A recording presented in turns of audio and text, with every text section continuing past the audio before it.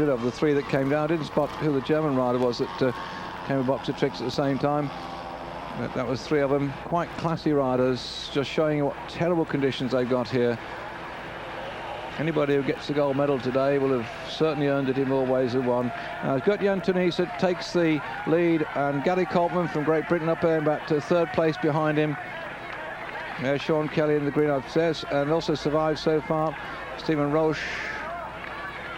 There's Tony Doyle. I can see Eric Breukink still in that little group as well. So a lot of the favourites still in them. There's so many top men in this race that on the law of averages, every time we have a bit of a crash, the climbers are enjoying themselves here. Rascioli is just behind the figure of Tunisia. Rascioli with the glasses in the blue there for Italy, obviously sent out as the marker for all the early attempts to get away, just to keep the pack together as far as the Italians are concerned. We've now lost Argentin from their numbers. That will be a great disappointment for him, because not only is he a very strong rider, he's also got an extremely good head when it comes to understanding the tactics of the race as well. You saw Gianni Bugno. If you made a note of his number 109, he was in the middle of that little group as our camera swung round. So Bugno still surviving the crashes that have been going on.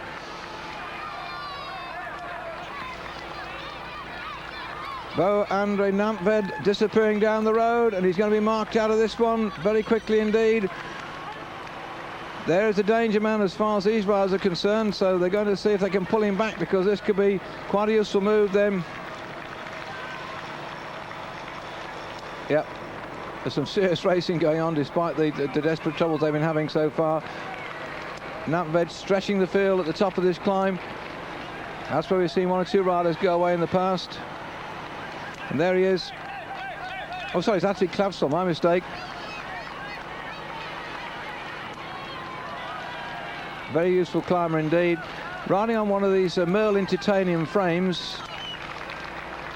Becoming quite a vogue with some of these riders. They're extremely light construction. They have to make them with a rather oversized frame tubing.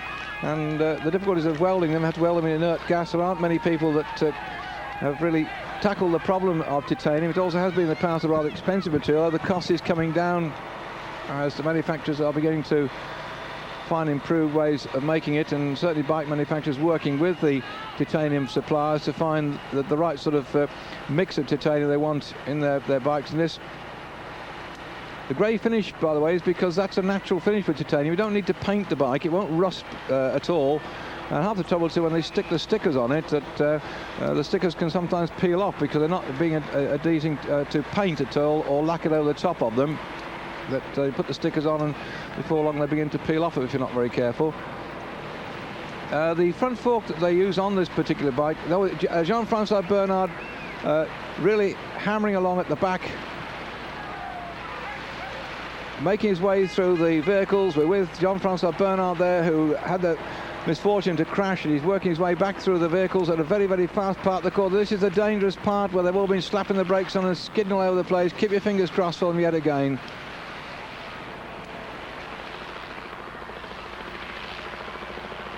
Cravsall pulled back in to the group.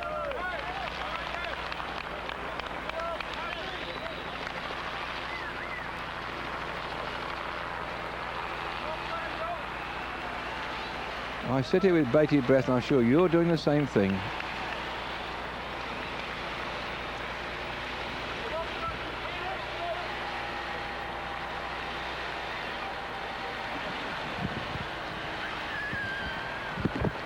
All down.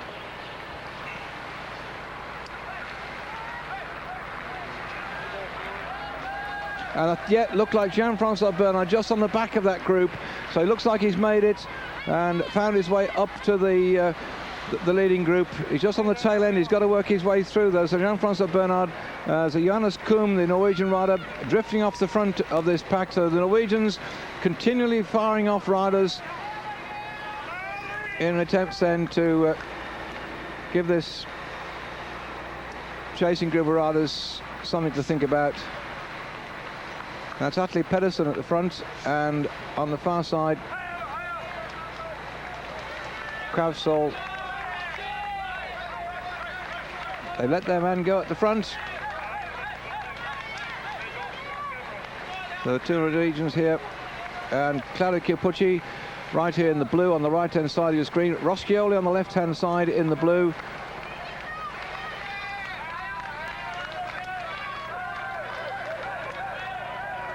This long climb on there up towards the very top part of the course before we sweep back down into Oslo. This being lap 6 of the pro race.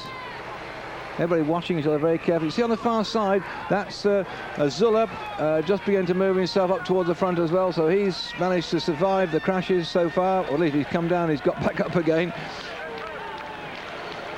So Zuller just behind the flowing locks of Gert-Jan Tunisa.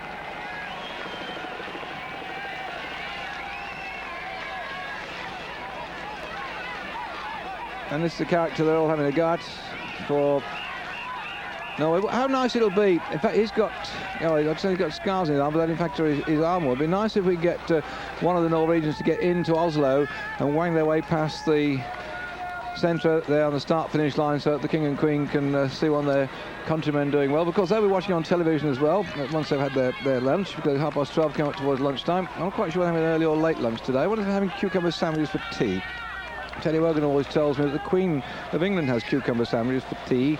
I don't know what, perhaps they have smoked fish in Norway. There on the left-hand side, there, just wiping his nose and his glasses, that is Alex Zuller, who could surprise a few people in this championship this year. What a disappointment it was in the Tour de France in that stage into Vendôme when he hit that photographer, upended himself, and that really ruined his chances of a top 3 place in the Tour. But still, the young lad will come back, I'm sure of that. Second place in the Tour of Spain this year behind Tony Romigo, who's giving this race a miss. On the right-hand side, you can see riders taking off their clothing, and still persisting at the front. But he's well and truly in sight here, Johannes Kuhn.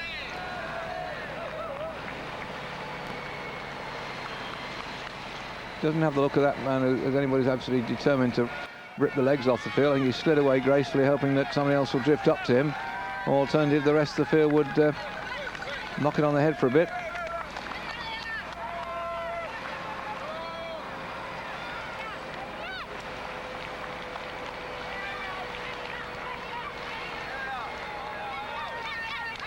Appropriate name, I suppose, when somebody comes from Norway, a great fishing nation, that to have Trident as your sponsor, because didn't Neptune have a Trident? Finding his way back then up to that group, this is Podenzana from Italy. And that's, he was one of those riders that came down when Argentin was taken out. No, he didn't. It was the German rider we haven't identified yet, but he's on his way back. He'll be okay. He should get there.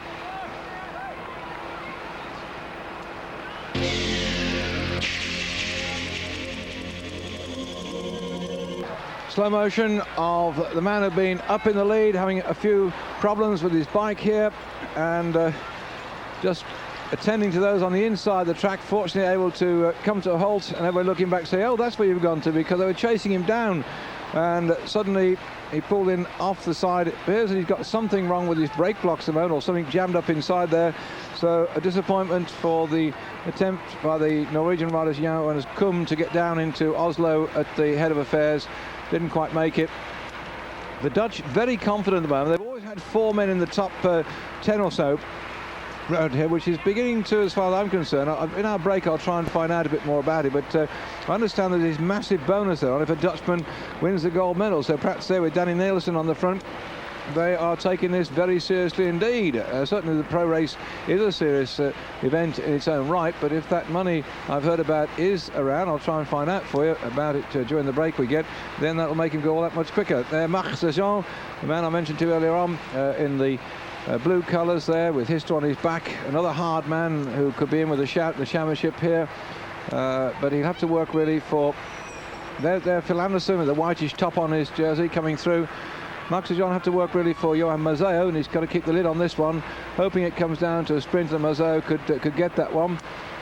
And the chase back from Johannes Kuhn, who had that misfortune to have a slight problem with his brakes, front brake, after leading off the top of the Ekberg climb. Now having to do a chasing job to get himself back up with the leaders. He's got back into tail end now, just latching on to the Colombian rider Otalevaro. So you just get some idea of the speed here. We've seen these crashes. Just imagine being down there on the bike. You're travelling at something, well, in excess of 30 miles an hour, 35 miles an hour, and you just got to be prepared. Look at that. That's in the blue. That is Claudio Chiappucci heading this group through. He just comes straight to the front. Another of those descenders that so seems to be able to rocket downhill almost without care, and they survive it. The other great descender in that group too is Steven Roche, as the Dutch hammering away on the front now. That's Jarek Dekker, who've been doing quite a lot of work all the time, moving through with the moves, and then Kjell Nydam just behind him, swinging around here. Keep your fingers crossed. It's been now coming to the very nasty part of the course where they've been doing a exhibition which would in fact be a triumph on the ice rinks of Europe in any of the ice skating championships. Keep your fingers crossed.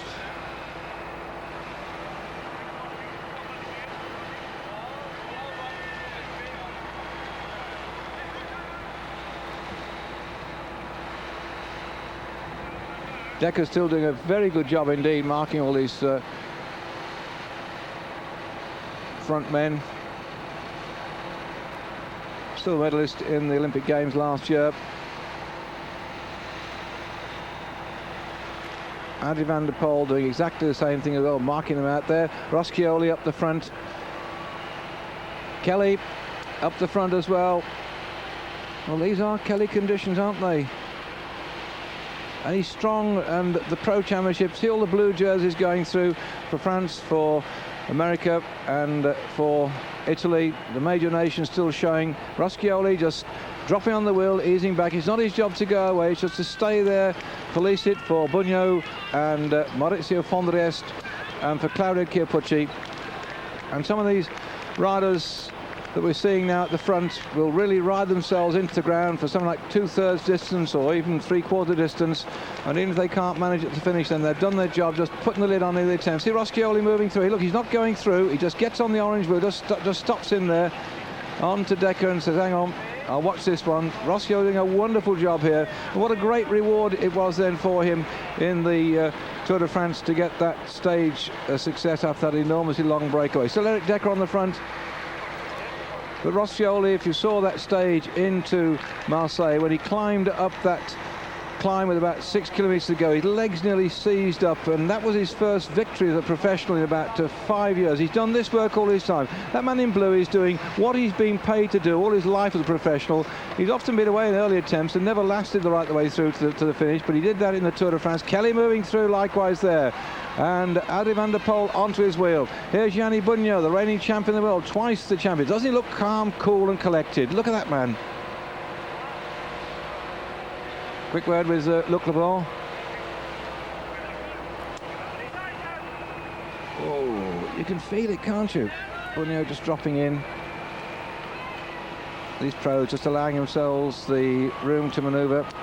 Quick look there, Thomas Bay from Denmark.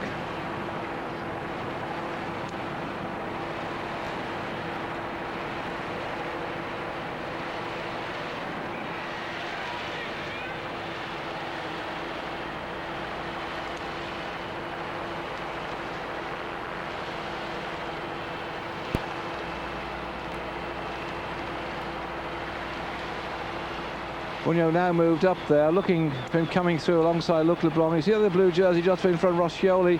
That's the job he's been doing, keeping the lid on it, making sure that people like Bugno and Fondriest will be there when the real move comes. With the abortive attempts we've had so far to get away, if you just come in to watch this race over 14 laps of the 18.4 kilometre circuit, quite a number of riders here drifting off the back on that descent. They should close up.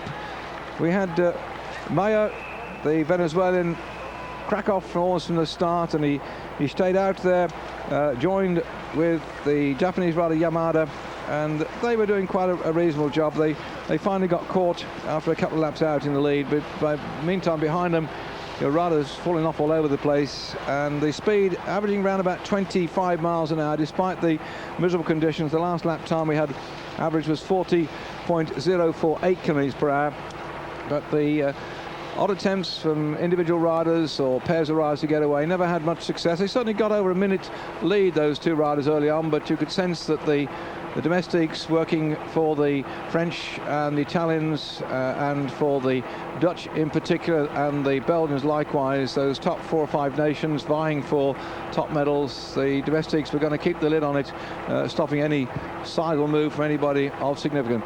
The course running alongside the docks, you can see here on the left-hand side.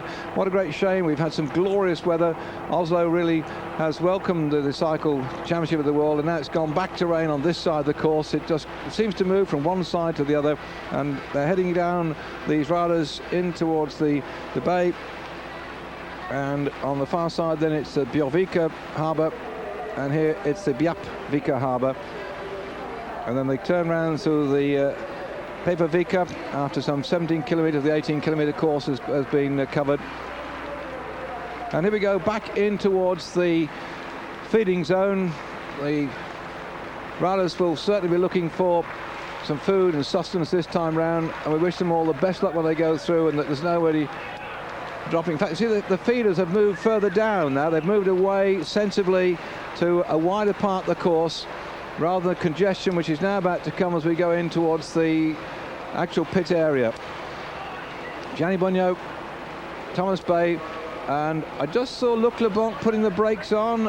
I wonder, is he stopping or is he just slowing down to get himself a bag? Luc Leblanc on the brakes, slowed right down then, probably making sure that he got his musette. So they're getting their food, and we're going to take a short break too.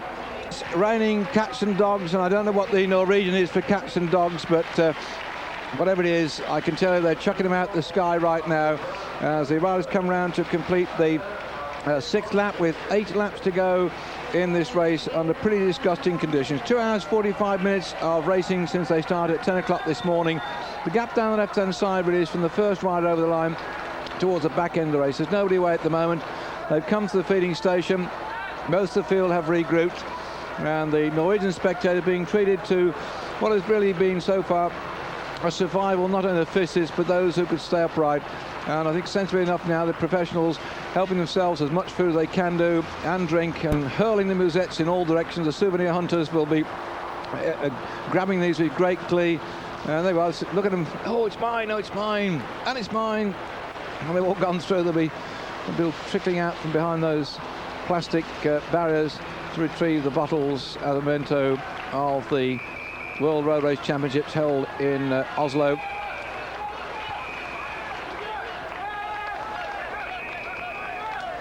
And those riders who kept their racing capes are now putting them back on again. Let's watch these men at work. They've still got 8 laps of attrition and disgusting conditions. Let's hope it clears up later on.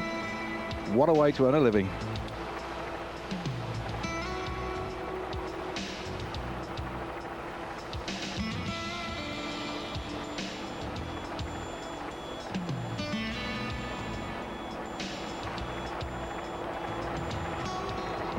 Nice shot right in the centre, the red jersey of Sorensen, Rolf Sorensen, riding for Denmark. One of the riders tipped as a likely candidate for a medal today, but it doesn't have the same support in terms of team strength that the Italians, the French, the Dutch and the Germans have been exhibiting so far, because although the Danes are quite a good cycling nation, he's got a fairly big team in here. He's lost Jesper Skibby already. Skibby having been sidelined in a crash and out of the race. Great disappointment for the man, stage victor in the Tour de France this year, fought his way back to fitness after cracking his skull early in the season. The rest of the Danish team then: Bo Hamburger, Brian Holm, Peter Maynard Nielsen, Jan Ries, alongside Rolf Sorensen, also Johnny and Kenneth Belts. Well, a little bit of problem here at the back. I wonder what's happened, because Pedro Delgado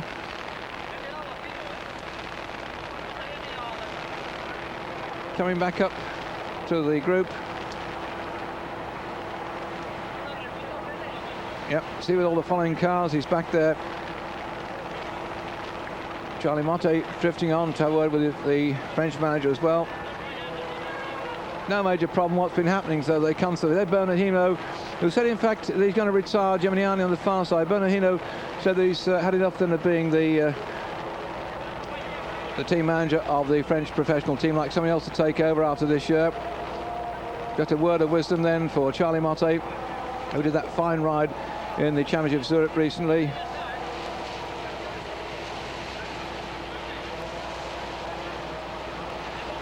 Well, you can't have a better team manager, I suppose, than Bernard Hinault. Knows what it's all about from his long and successful career. Champion of the world in 1980, when the racing was held at Sallanches. The best known, of course, for his 4-time successes in the Tour de France.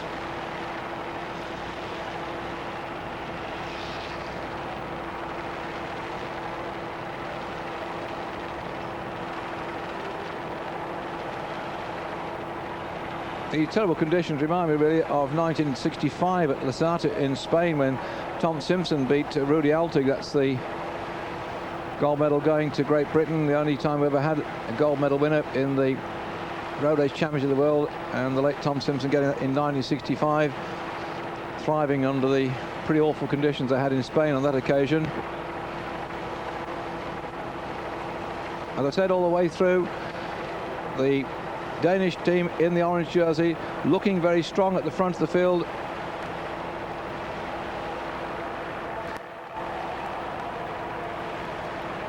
Pace quickening, but not enough to cause any splits. Roscioli's come back again. He did his rightful job. He's obviously gone back and checked that all is well. And on the climb, up he goes to the front. That's the fellow in blue with the blue leg warm, the blue shoe cover. Oh, rolling, all gone.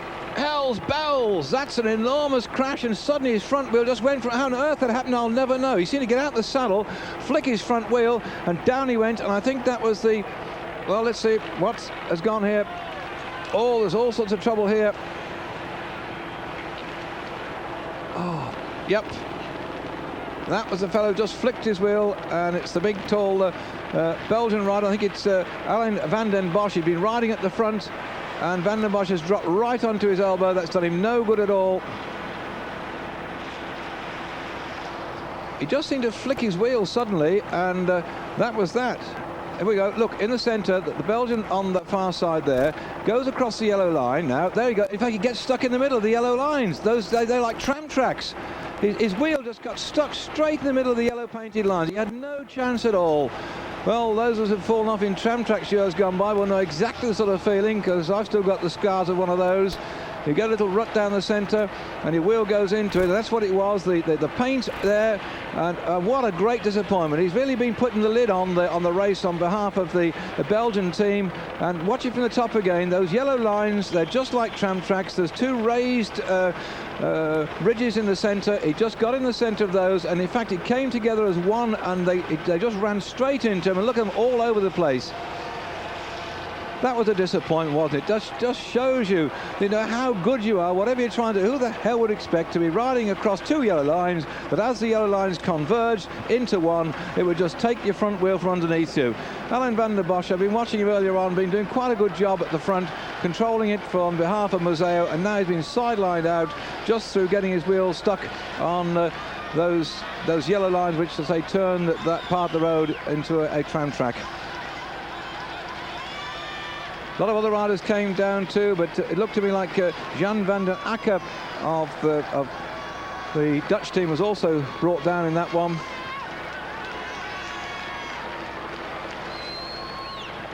So Van den Bosch joins the procession to the, well, actually the hospital, but those have been tended to by the doctor. Becoming a bit of a lottery, isn't it? Because who would expect that? Because we've seen people like Kelly, and we're looking down in there at the moment, a lot of the top riders. I've seen Tony Hall just going through Tunis, a whole stack of riders in the centre of this, and who would have thought that you could be in that what looks like a safe position in the midst of the field, and suddenly you come bang down like that when you've been doing everything right. There's no touching of brakes, and wallop, down you come. I've just seen Pedro Delgado go through, number 68, so he at the back of the field, obviously taking some encouragement from his team manager, has now drifted his way up here That just shows you, doesn't it, that there's still a lot of lottery going on here, a lot of anxious riders. Tony Doyle just in the centre, that pack. In fact, I've spotted 1, 2, 3, 4. We've probably got the most of, yeah, and even I think Malcolm Elliott is still in there. A lot of the Brits are still riding this one. We started out with Gary Coltman, Malcolm Elliott, Chris Lillywhite, Robert Miller, John Tanner, Sean Way and Tony Doyle. And a fair number still in this little group. We'll try and pick them out next time round. The British colour's not easy to identify, although when you actually, well, this is Van den Bosch. And he might have done his collarbone apart from that elbow. Yes, that's the pain of a man whose collarbone's gone.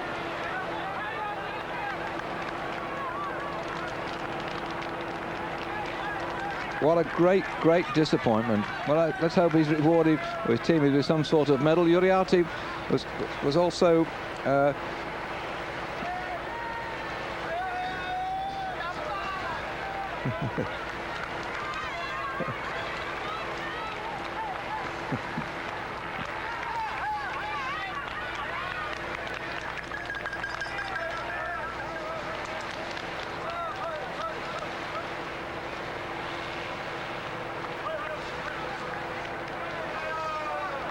Get a bit like the charge of the Light Brigade, this bike race, isn't it? They're getting mown down left, right and centre.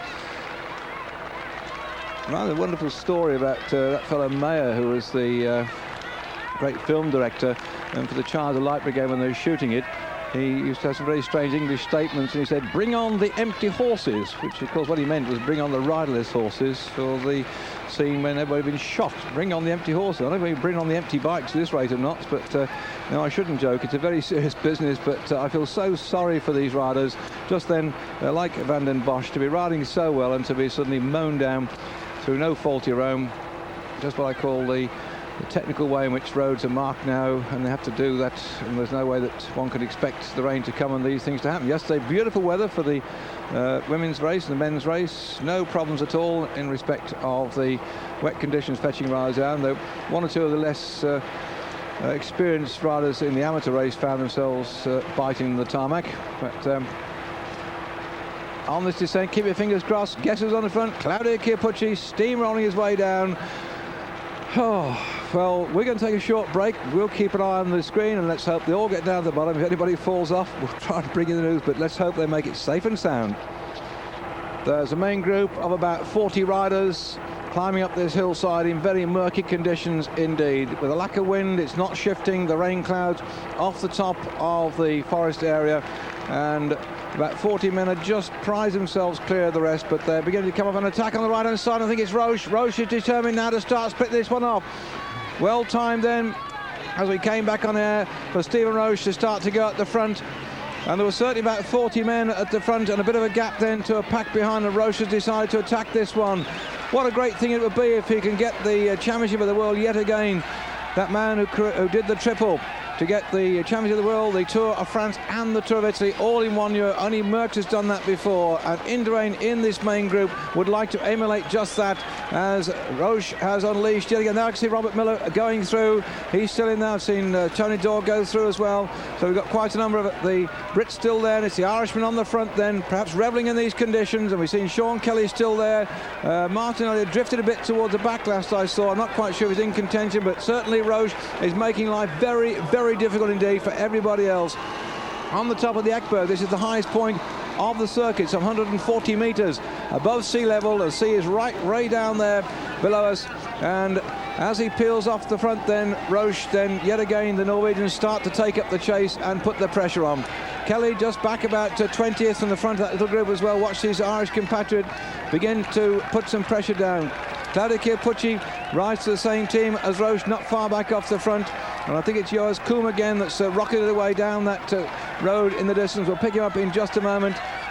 Well, this race then has been full of incidents. In fact, it's Atle Pedersen now who's going away. So Atle Pedersen from Norway. The Norwegians have all had a go on the front so far. Well, Koum's had a go, Krafsol's had a go, Pedersen's had a go, but we haven't seen Lauritsen or Namtveld out yet in the front. So they're obviously taking in turns to show here on their home soil. Norwegians who really have to pursue their professional career racing in other parts of Europe. No real pro racing of any strength up in Norway, so the top competitors that reach the standard which enable them to get a pro contract have to join teams away from Norway. And you think the British team, for instance, Gary Coltman riding for Raleigh, Malcolm Elliott rides in America for the Chevrolet Sheriff's team, Chris Lillywhite rides in Great Britain for the Banana Energy team, Robert Miller riding for the TVM team in Holland, John Tanner and Tony Dorr for the Nielsen team. Then you just get some idea of how you have to sort of, small countries have to go and send their riders all over the place to join up with different teams. I think the domestiques have done their job. See this way, Richard, that surge forward then by Johan Mosea was just to get himself near the front again. This is a likely tip then. In fact, no, I don't think it was Mosea who came through then. We'll just have to check that one. I think it was Marc Sejean who pulled that one back, because Mosea, you wouldn't see him doing much except stay near the front, letting his compatriots do the pulling back of any breakaways.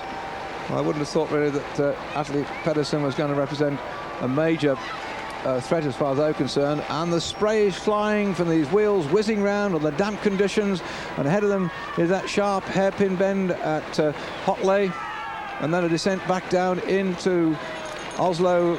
This is lap 7. We're halfway through the Pro Championship of the World, covering 257 what is at the moment very wet and very slippy kilometres.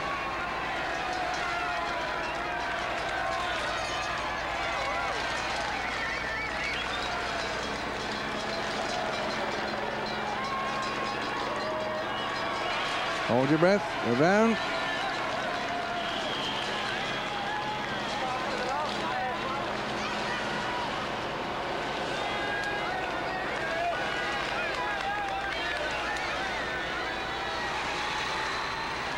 So far, so good.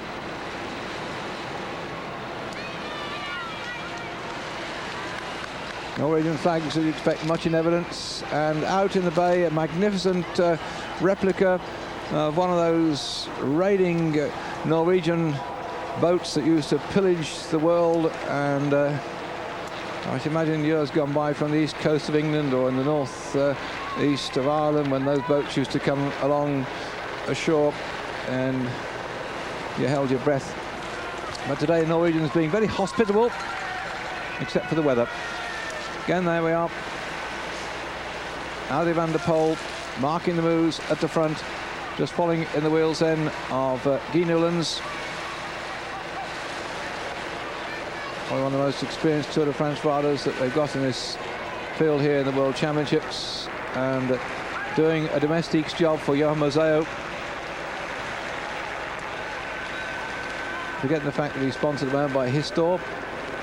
They have to, when they're riding for their nation, take the nation's responsibility first of all, rather than that of their sponsor. And sometimes you can see odd alliances from riders with just very few teammates in the pack.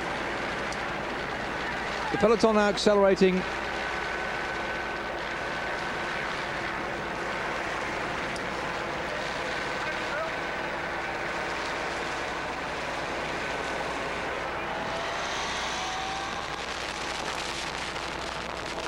See that little thing hanging down, by the way, that's the earpiece, which Hamster can actually listen to the information coming from his director sportif in the following car, but he's decided to discard it for some reason at the moment, and that was Jaskul we looked at then, the Polish rider. So Jaskula, I rather suspected him to be in there too, because he's another of these hard men. Third place in the let's see, did he get a stage? He got a stage in the Tour of Italy this year, Jaskula. And overall, third in the end of the Tour, so the one who's been co-opted for the Monesto team for next year. And again, look, 4 orange jerseys for Holland at the front. Plenty of splashing of blue jerseys of Italy. Roscioli again on the front. Claudio Chiappucci, the other blue one, you can see back, fifth in the front. Demon Descender himself, always been on the front on these drops.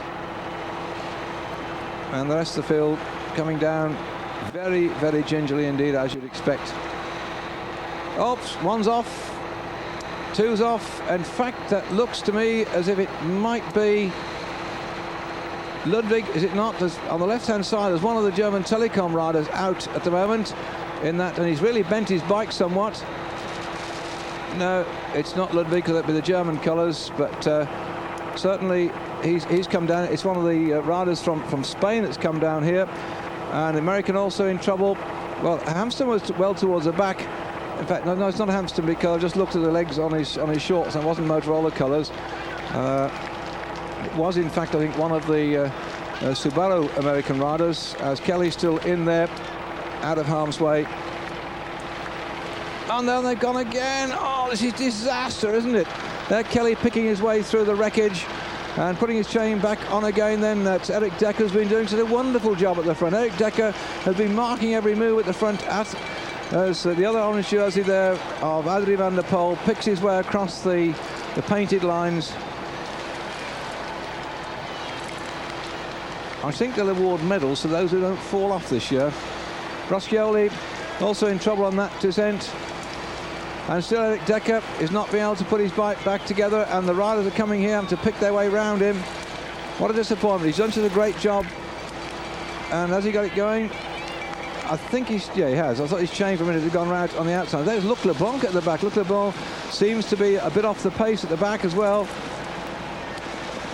There's some cracking talent of very, very good riders here, and they're just having difficulty staying upright, or if they do fall off, tenderly getting their way back in again. Claudio Chiappucci drifting out. It's a nasty bend, Claudio. And look how the nonchalant way that orange jersey there of Adrien van der Poel drifts round under such disgusting conditions and makes it look like he's going out for a Sunday ride. He was so much in control of his bike, as Erwin Nabayo also pulls over 150 to look back, and I don't think Chiappucci was too happy with that one. And drifting through there is Olaf Ludwig, so it wasn't Ludwig that came. And this is Ludwig we're looking at now, the German rider for Telekom. But, well, time for lunch, Claudio. What a character. He's been there and thereabouts all the way through. Rather than dropping off, keep your fingers crossed for him. Drifting up through the front now, that's Trumheller, Heinrich Trumheller.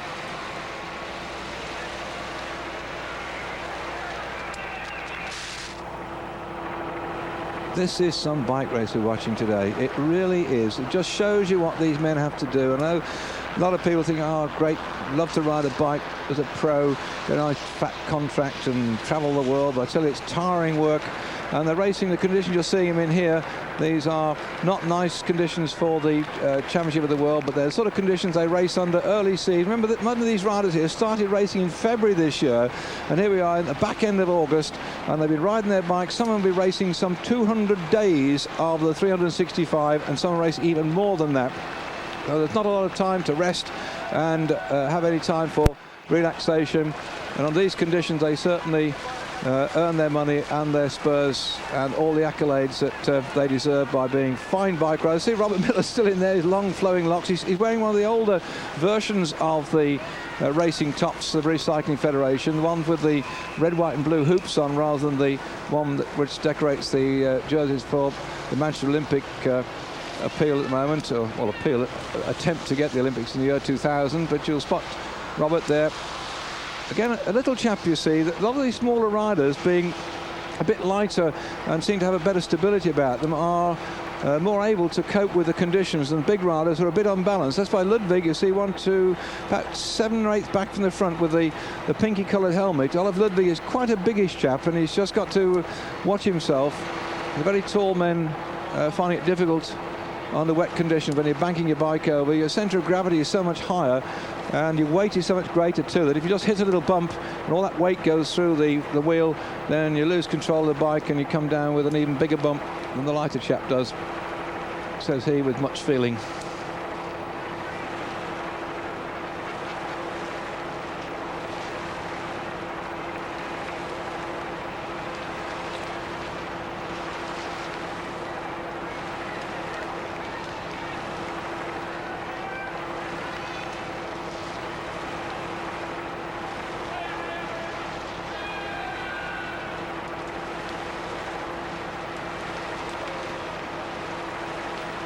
Coming up to the end of lap 7, so halfway through the race.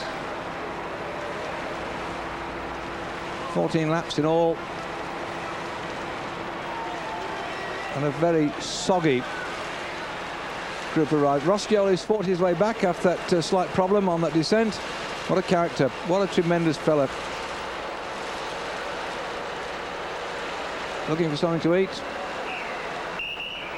Slowing down. In fact, I'm not quite sure whether he completely stopped then, Roscioli. He put his foot out. Now, whether it's to get more than one share, you see what has probably happened with Roscioli then, he would probably have stopped off to get at least, or slowed down to get at least 2 bags. I would suspect that probably he's gone to ensure that he picked up the bag and the bottles to service people like Capucci and Bugno and Fondriest, who, if they went through and couldn't get their feed, then someone like Roscioli will have gone and done just that, made sure they get some provisions, and he'll be in the middle of that little group now, working his way back up again to ensure that his team captain has got something to eat later on. So that just shows you how hard these domestics work.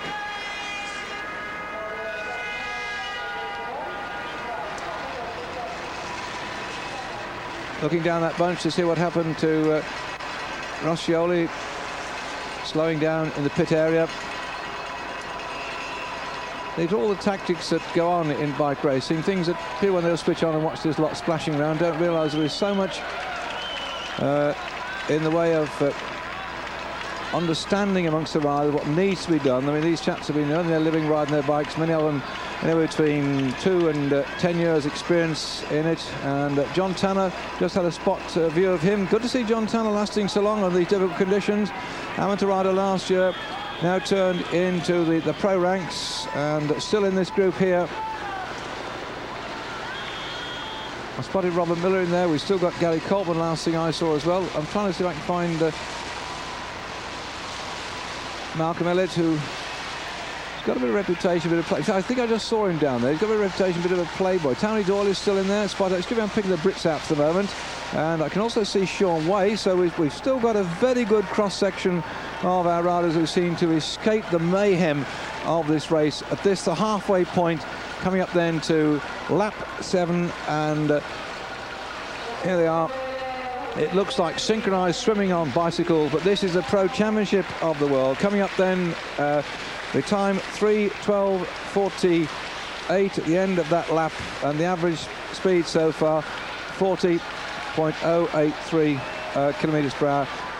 Don't worry about the gap, that's just the distance between the first rider across the line and the back of the pack, or any tail enders that might have been blown off. End of lap 7 to go. We've still got, what, about another 15 minutes or so live on air of Eurosport before we get the noisy part of the proceedings. Those men in their flying machines with the engines going full bore and the 4 wheels and what have you in the Grand Prix from Spa-Francorchamps. We'll be back after that just to pick up the last hour, and we'll update you with what happens amongst this field of riders here who are still taking things quite gingerly. Kelly on the right-hand side of the screen beginning to decide to put on his racing cape, and the rest of them lobbing bottles and bags and things all over the place. These are the disgusting conditions. These pros are racing for the gold, silver and bronze in Oslo in the Championship of the World.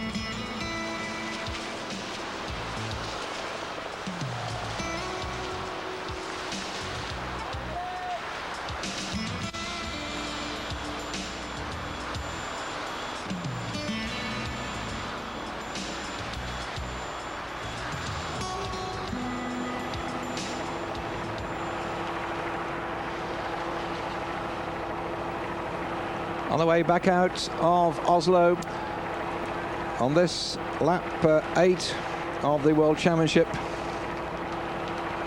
Roscioli, there he is on the right-hand side with the white hat on. What did I say? That what a great man it is, because he's gone back, he's been made sure he's got the bags at the feeding station, and he's come back through now, and then I can see him on the far side having a chat. That's great teamwork, isn't it? And I hate to bore you with this, but when I saw him win that stage in the Tour de France this year, I thought, well, that's great reward for these domestics, the people who bury themselves. And look at the blue shirts on the front now for Italy, who have really been tipped as the major nation to get medals in this Championship of the World this year. Gianni Bugno is the reigning world champion. And in that group then, if you spot him, he's wearing 109.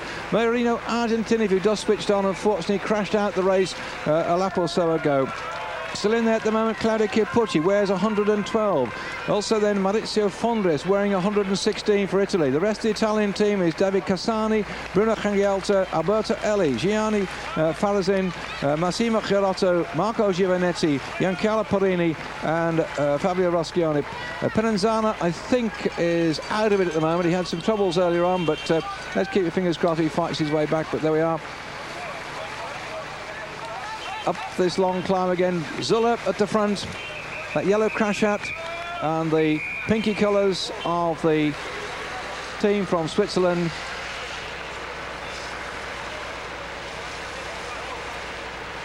Johannes Kuhn drifting toward the front on the right hand side here. The Norwegian rider already had one little sortie off the front.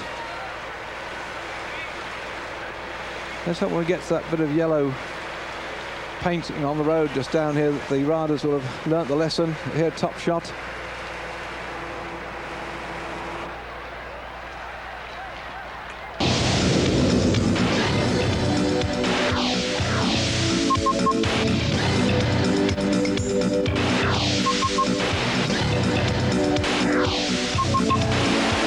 The World Cycling Championships were brought to you by Tubeboard and Isostar. American. Right, we've had so many men falling off today. It really has been demolition derby time. The American leads them through. Then Martin in second place. Indurain behind him in the white jersey. Claudio Chiappucci in the blue. And just behind the Frenchman is Gerard Ruin. Here comes the main group at the moment. Most of this group of riders here have somebody up in the lead, and they may do nothing about pulling it back, except the Danes may do something to try and do that. But see the Dutch beginning to get on the front right now. Martin is a very good man indeed, and the Italians really looking to Chiappucci, I think, because Gianni Bugno has retired. This is lap 13 of 14 of the laps round this tortuous circuit, made just like a skating rink with the foul conditions. It's rained on and off all day since they started at 10 o'clock this morning. They have now been racing for something around 5 hours and 40 odd minutes, and it has been quite a scintillating race right the way through. I'll bring you up to date with what's happened since we were on air a couple of hours ago in just a moment as this settles down. We'll wait till they begin to drop away from that main group if they do so. There we see Gerard Ruy going through. Maassen here at the back for Holland. They're on to getting, if the Dutch win the gold medal, there'll be an award of diamonds worth some 400,000 guilders. So that's a lot of lolly, believe you me. No wonder the Dutch have put a man up there at the moment. So, very interesting combination, a Spaniard, an Italian, a Frenchman, an American and a Dutchman in this group right here. I think the chase has got to come from the Danes, who did launch Bjorn Ries away. He did about a lap and a half on his own, got a lead of something like about half a minute, and as they reeled him in on the climb just about 4 kilometres ago, this little group went away, and guess who activated the move? That's right, Claudio Chiappucci himself bombed off the front and started the whole thing going. And up to him came Gerard Ruy, burying himself to close the gap. Maassen went with Ruy, and then a fine ride by Indurain, who we haven't seen all day. He's been tucked in the main group at the peloton. And Armstrong, we see there at the top of your screen, also did the same thing, came up to Indurain. And now we have a very, very interesting group of 5 riders. If you've not switched on before and haven't seen this course, let me tell you, they're dropping down now towards the town. They'll be going downhill all the way in toward the centre of Oslo, and then they will go flat through the town and back up for the final circuit of 18.4 kilometres. There's been very, very nasty actions we've had so far. One which involved Raul Alcala, and I'm looking back to see which particular lap that was when he came off. Just a minute, I'll find it for you. It really was a bad one. Yeah, lap 10. They went round a bend, which will come to it shortly.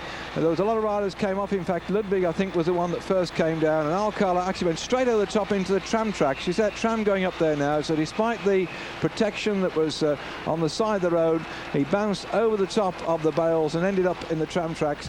The doctors got to him. He didn't look too badly injured, but he was unable to continue with the race, and it's been like that all the way through. We're down to probably less than 40 men in this front group from the riders that started early on this morning. It has been a very, very treacherous race for them. We watched them then pick their way round that corner very, very gently indeed. Even Roscioli was doing a great ride, protecting the Italians' interest. He went away on a lead for about a 32nd for best fellow lap. Even he was skidding all over the place on one particular point and had to go back into the main group, I think, to recover his composure, because there's been a few heart-stopping moments, believe you me. As I expected, Denmark, and that's Rolf Sorensen. This is the point where they've been coming off. Watch this course now. Have they come round here? This has proved to be an absolute out-and-out skating rink. This is the point where Ludwig fell off, and Alcala went straight over those yellow bales you can see in front of you. And this is, look how Indurain taking the bend so gently. It has been so difficult, this course. In fact, I was saying earlier in our broadcast that virtually they should give a medal to anybody that completes the course. The retirements have been coming in thick and fast. I'll put you in the picture with those in just a short while, because this gap is so close at the moment. And guess who's going to bring it down? Dag Otto Lorentz on the front with Bjorn Ries from Denmark, and Chimil is just behind them. And the Italians, everywhere you look, there are blue jerseys, by the way. The Italians so strong, and there goes Fondries on his way through. And I think somehow that Fondries has got to make his move now. He's been my tip for a medal, and with the retirement of Gianni Bugno, then Adrie van der Poel just going through for Holland. He won't attack Martin out in front, but the next cycler, well, still cyclo-cross rider, Poel's been showing tremendous ability on these very, very difficult conditions. And look who is at the back then. Yes, Sean Kelly. We haven't seen anything of Roche for the last couple of laps. We understand Martin Earl is also retired, but the strongman himself, the man from Calais on Shore, probably riding in his last World Championship, but you never know with Sean Kelly, certainly still in there, showing his enormous tenacity, guts and courage that have typified that Irishman's approach to cycling ever since he took off as an amateur and then turned to the paid ranks. But we've got quite an interesting cross-section here. Lance Armstrong. At one time, he was the American short course triathlon champion. That's the 1.5 metre swim, the 25 kilometre cycle ride, the 10 kilometre run. And I think these conditions might remind him of the days when he splashed through the waters as a swimmer. But a nice little compact group. But oh, what a slender lead with just one lap left to go. At this particular point, they've got another 3 kilometres on this penultimate circuit, so we're at about 21 kilometres from the finish of the race. Yellow Rui for France on the right. Maassen moving through now in the orange colours for Holland. He decided no, but he's going to let Chiappucci do a bit of work at the front. Chiappucci looking around to see what he's playing at. Maassen not wishing to contribute at the moment. Maybe under team orders not to go with the brakes and wait for someone like Broking to come up. I find that surprising, because Maassen has the ability to launch himself into space with about a kilometre. And there's a little group of some other, 2, 4, 5 men coming up. Dag Otto Lorentz has done a tremendous job there. Chimil is with them, and that looks like Ludwig going across as well. It is Olaf Ludwig going across the gap there. So this race is developing to probably a 10-man breakaway. But of course, getting so many men up in front, it may mean that they will nullify the attempts to stay away. Dag Otto Lorentz, the man in the yellow jersey here, riding for the Norwegian team, 37 years of age, been doing a tremendous ride. He's already been away with a breakaway group earlier on, and it's good to see him going so well. The King Harold and Queen Sonia are on the balcony watching the race going on. I'm sure when it comes through on his penultimate lap, they'll be pleased to see the colours of Norway in a good attacking position. Every chance of closing down this gap at the moment. They're not riding in a very coordinated way. And look, here they come through the murk. That little group of some 4 or 5 riders. Indurain on the front. So we've hardly seen him all day. He kept out of trouble. We've had riders just falling off. You see those yellow double lines there? Well, further on round the course, we had a tremendous crash early on when one of the Belgian riders, Van den Bosch, got his wheel straight in the middle of the two yellow painted lines. It was like trying to ride down a tram track. Bang, down he went, fetched some riders down. Argentina had a nasty crash and retired from the fray as well. So it really, I suppose, the doctors of the teams are going to have their work cut out tonight, looking after the cuts and bruises of a battered bunch of bike riders. And I fear the sting is going to go out of it now. There are too many in that bunch. They're looking back, and it won't be coordinated, I don't think. Bjorn Ries has come up here, the Danish rider, number 62. He had at least a lap and a half on his own. Ludwig over there for Germany in the white, black, yellow and red colours. Chamil is the one with the white jersey, rolling through. And it looks like Dagotto Lauritsen decided to take off. What a ceremonial tour of honour it'll be. Heading in towards the final lap, Dagotto Lauritsen launches himself into the streets of Oslo. The Norwegian rider is determined to show himself on the front, and the whole of Oslo will erupt if he can just maintain that momentum through the finishing lap, just with one lap to go. If he can get under that banner, what a time that. Look at Bjorn Ries going across too, the Danish rider who's been so strong, trying to go after him. So past Scandinavia then have decided they'll work it over the Italians who've been dominating the racing so far. They've marked everything that's moved. And look here, Pucci looking back, and Armstrong. And I don't think that either they or Indurain are going to chase down this break. Not at the moment. In fact, that's not Ries behind. That's an orange jersey. I think it's Marston that's coming up. Yep, that looks like Marston at the moment. So Dagotto Lauritsen looking back to see what damage he's done. Tremendous, gutsy, courageous rider. Swinging down in towards the banner, which will say finish in one lap to go. Bjorn Ries at the back for Denmark. He's done a cracking ride. The strong man, really the find of this season. Rode so well in the Tour de France. One of those riders who's been always there or thereabouts, and suddenly gets a damn good season. He's had one this year, but look at the size of that group coming up at the moment. So Ries and the Norwegian are together. Danish and Norwegian riders here in Scandinavia, passing under that banner. Tuborg, that's a lager from Denmark. Here in Oslo, the capital city of Norway. Norwegian rider here in the yellow jersey, Dagotto Lauritsen. In fact, no mistake, still on the front, I should remember. It is in fact the Dutch rider, Marston, leading them through. So Marston goes through, but nevertheless the crowd erupting now for Dagotto Lauritsen on the bell. The yellow colours, Dagotto Lauritsen leads through. Marston's on his wheel. Look at the gap then here. They've been racing for 5 hours and 50 minutes, and Ludwig launches himself across. Indurain then doesn't know quite what to do, waiting, and so the king and queen there, look at them pointing out and saying, yes, that's one of our lads. And I don't know, if Dagotto Lauritsen wins the championship of the world, I bet they'll make him a freeman of the city of Oslo. It's 400,000 inhabitants. Couldn't wish for a better finale than this, to see the man who's worked so hard for the World Championships to lead through here. Up in the front as Ludwig tries to claw back to those two in the lead. Marston on the front. Then behind him, Dagotto Lauritsen. Ludwig's got them now. Just one lap left. Just under 18 kilometres in this championship ahead of those riders.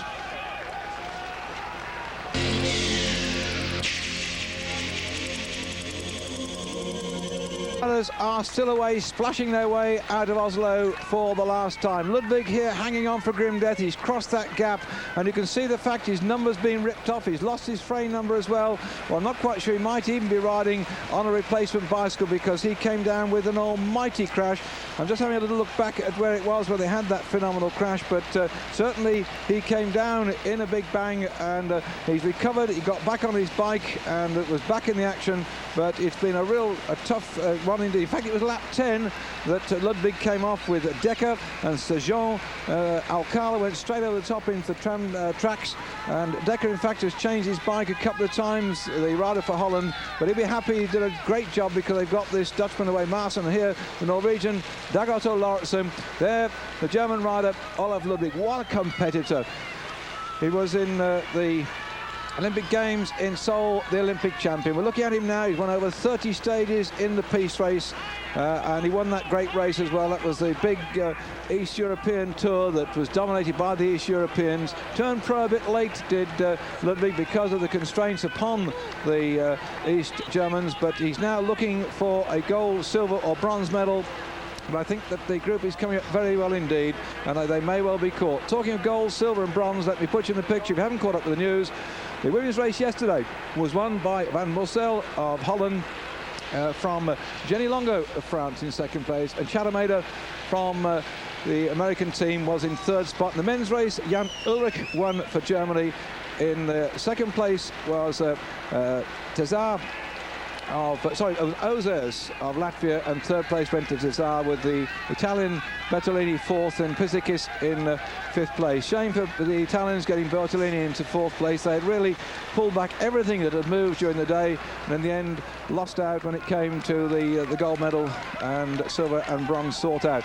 There's a group coming up very quickly indeed, so yet again the Italians, who really have marked everything that's moved today, might be coming up in force. Claudio Chiappucci tried to go away on the lap before this one, but got pulled back.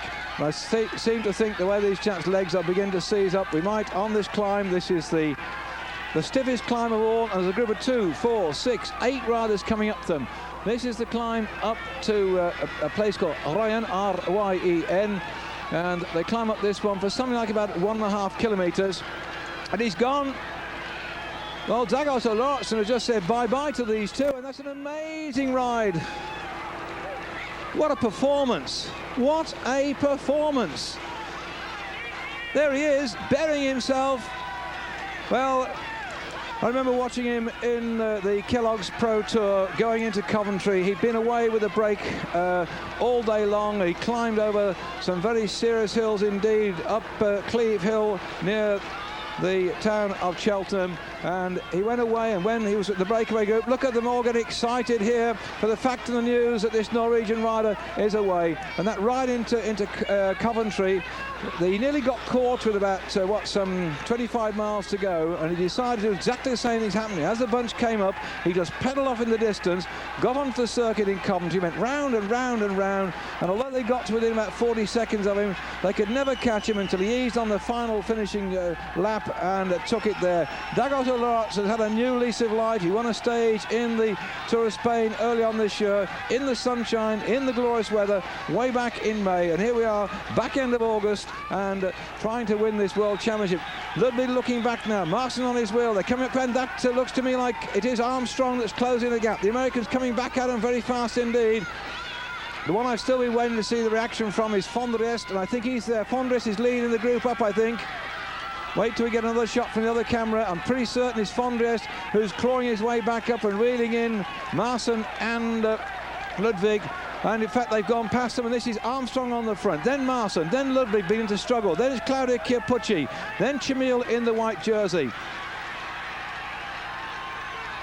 And that's the big rider from Italy in there as well at the moment. I'll come back to him just his name. There's Gerard Rouet as well, and also Moseo is in there, Ries is in there, and the red and white band still. Also, we've got the triple winner of the Tour de France, Indurain, double winner of the Tour of Italy, Indurain, in that following group. Riding, as I said earlier, Indurain, but it looks like Fondriest has missed this one, because the other Italian in that chasing group at the moment is Padenzana.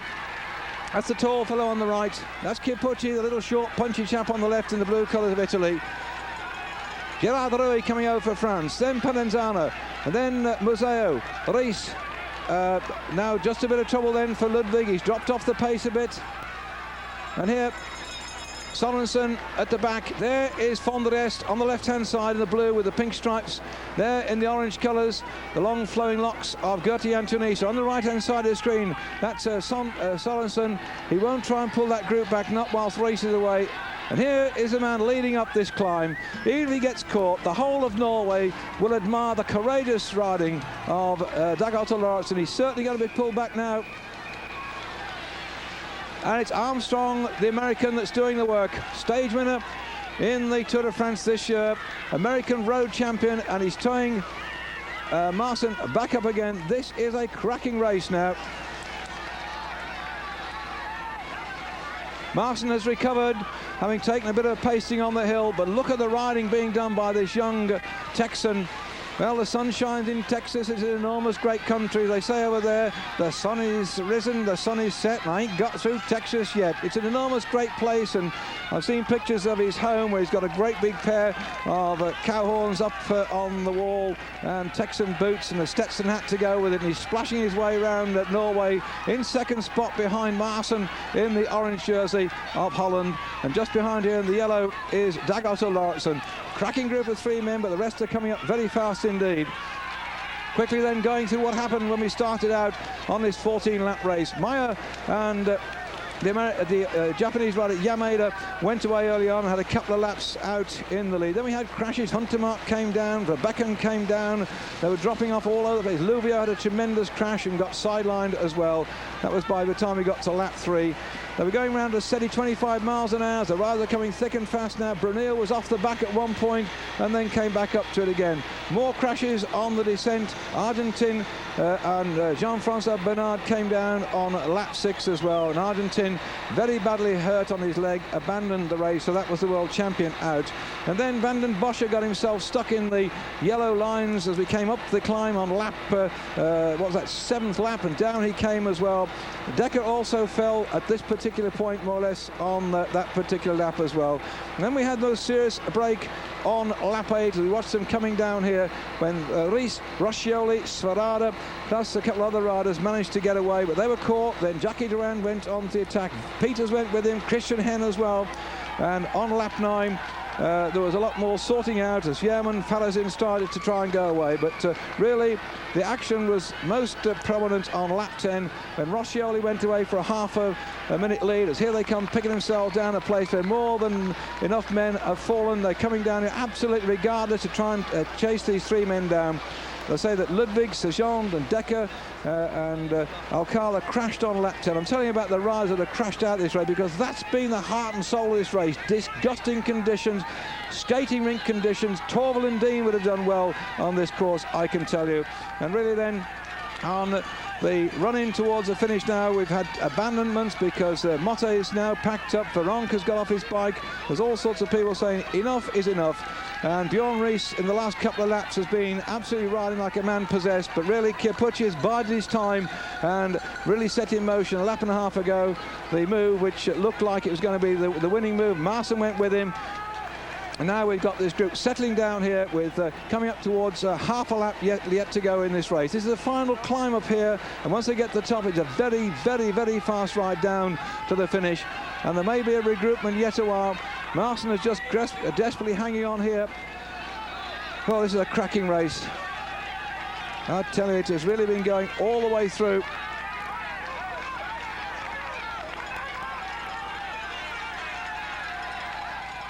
Certainly the crowd applauding the fact that Dagolte Lauritsen is still in there.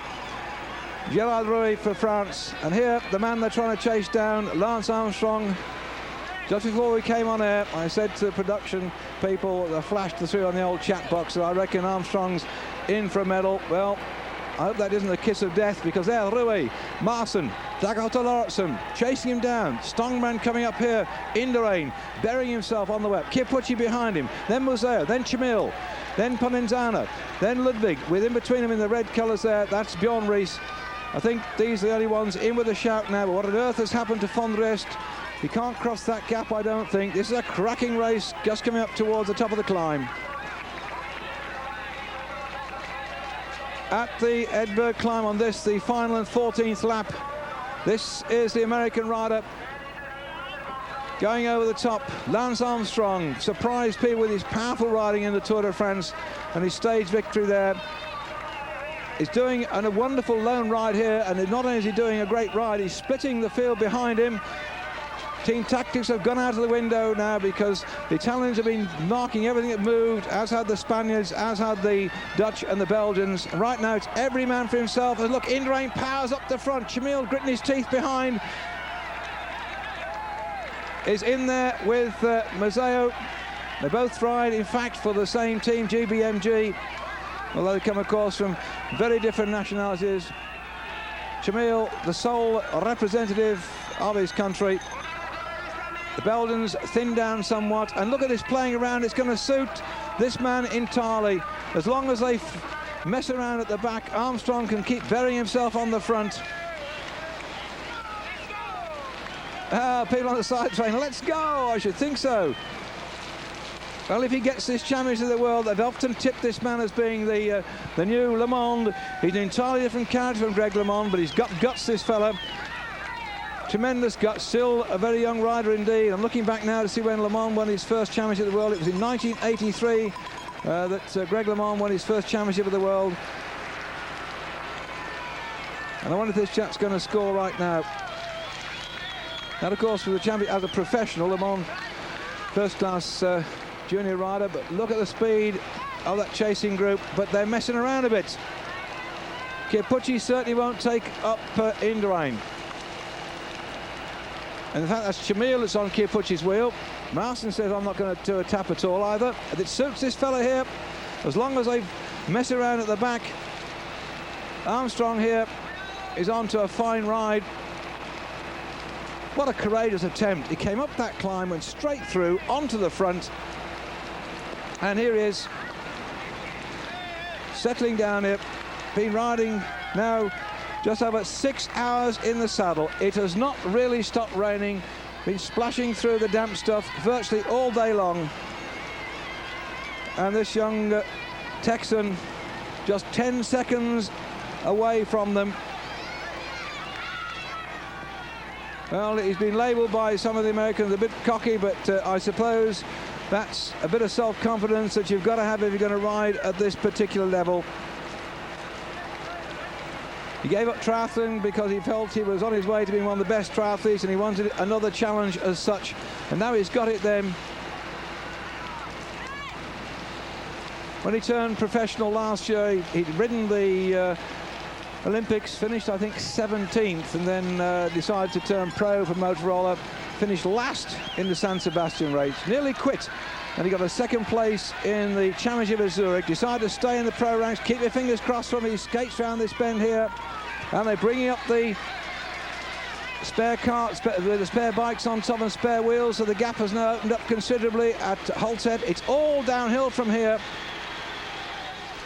And this group of riders, Kiepucci on the front, go through, and the gap is 17 seconds to that very, very significant group of riders.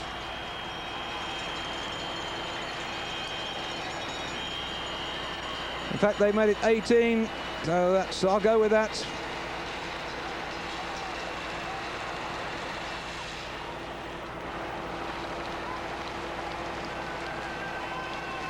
This is suiting him. Behind, by the way, see what the half the trouble is that nobody wants to chase it down, just being afraid that by working hard that they are in fact going to ruin their chances in a sprint, on the basis they're all thinking, I presume, that they're going to get this fella back, and that Chappie does the most work to pull him back. He's going to suffer when it comes to the gallop. But I don't know, they're going to have to really do something about it then, because he really is showing these fellas behind that he means business, and is so tricky on the way down that they can't really go that much quicker, I think, than he can. Look at the determination on his face.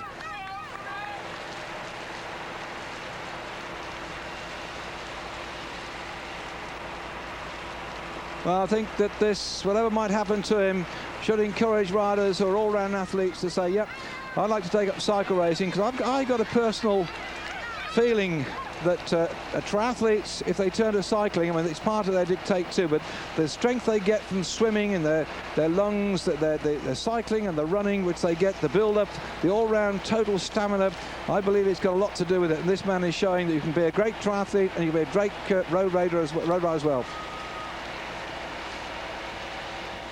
20 seconds in for this American, coming up to his birthday. He was born on September the 18th in 1971, so if my arithmetic is correct, he's only going to be some 22 years of age in just a few weeks' time. So quite a young champion if we get him across the line, still in his 21st birthday. This American rider, weight 165 pounds, height 5'10". That will be a real turn-up for the books.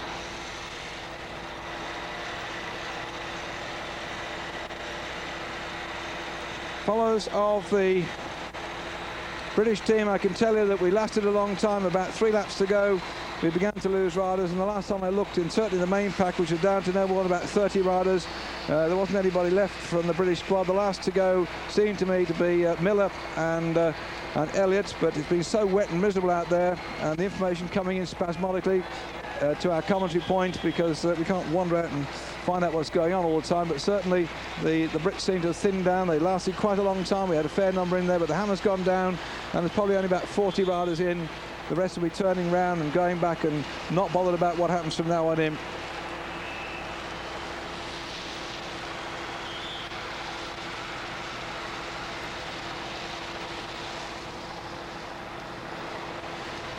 It's split on the descent. This is the difficult part. Keep your fingers crossed for all the riders who fought so hard. This man then, Armstrong, this is the difficult part of the course. In fact, he had to stop his bike at this point when they had a crash way back at about, what, 10th or 11th lap, and sort of climb around the wreckage that was lying all over the road. See how carefully he takes that bend. Oh, dear me. Again, look very carefully on the parts of the course where there's painted roads. They've been the difficult part. There's coming up to a zebra crossing here, and that again where we've seen riders crash down. He's got to find his way through the white parts that are painted and just pick up the actual road itself. And there the gap will tell us how far back the chasers are. But here they are. Dagot Olorats on the front. Chamil closing the gap down. Kipucci just behind him. 20 seconds it is. Kipucci, Indurain, Marson, Rouet, Museo's up there. There's also Ludwig, and the last man is the Danish rider Ries. They're 20 seconds down, and at this particular point they have got 4.4 kilometers left to go. Just 4.4 kilometers for Armstrong to hang on, and it's straight down into the town. They'll see him on this long straight stretch, burying himself then. This is going to be a 4,000 metre pursuit as far as he's concerned. Something like about 4.5 minutes separating him from a medal, whatever colour it might be. He's worked hard for it, but they've got to go behind to try and pull him back, because he really is pedaling away here. He's looking back to see where they've got to, and he's burying himself now. Just about 4 minutes of effort left ahead of him to get a medal. It's very straight through here. He's got some twists in the town. They're not too slippy, what we've seen before, and Bedlam's let loose behind. Nobody wants to follow Will. Chamil here in the white, jumping away on one side. They're going all over the place. Andy Chamil riding for Moldavia in the white jersey. Here for Belgium, Museo tipped as a winner of this race, but he's got to get up there. There's Chamil. A very, very strong sprinter Roman indeed. Perhaps now riding for himself, because he rides the same team GBMG as Museo does. But look at Armstrong go. The Mavic car on the side of the road. Let's hope he doesn't puncture. That would be disaster if he did.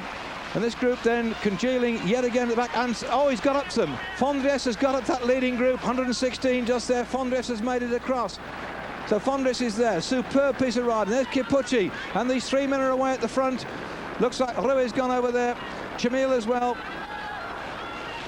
Well, this really is a humdinger of a race right now, as Marco Giovanetti of Italy has also made it up the leading pack. So Rouet, then Chamil, then Giovanetti. These are the top three. Dagot Olorats entirely closing down with Museo, with Marson on his wheel. This is the man they're chasing down, getting right close to the finish of this race. Not long before he sees the final kilometre. And can this lot here behind coordinate their attempts to pull him back? Certainly nobody at the moment seems to want to try to. Look at them looking back at the front. Rouet won't lead out. So off they go. Kipucci burying himself yet again. And he's done it. He's shot away. Look, everybody's looking around, and Kipucci's gone. Kipucci's gone. Marson says, come on, you lot. Well, this is just the opportunity sort of riding that Claudio Kipucci is known for. He and Armstrong make a fine pair in a team. You never know what on earth was going to happen between the two of them. Always prepared to have a go, throw down the gauntlet. And here he goes. Well, I think it's a trip to the White House and a meeting with the president if he keeps this one up. I seem to think that's what happened to Greg LeMond way back when he got the championship of the world. The Texan then being chased down by the little punchy Italian. Claudio Chiappucci always throughout this race has been a man with a lot of go in his legs, trying all the time. Armstrong, never saw much of him until his last 2 or 3 laps. He was always there or thereabouts, climbing in about the top 20 places, keeping out of trouble.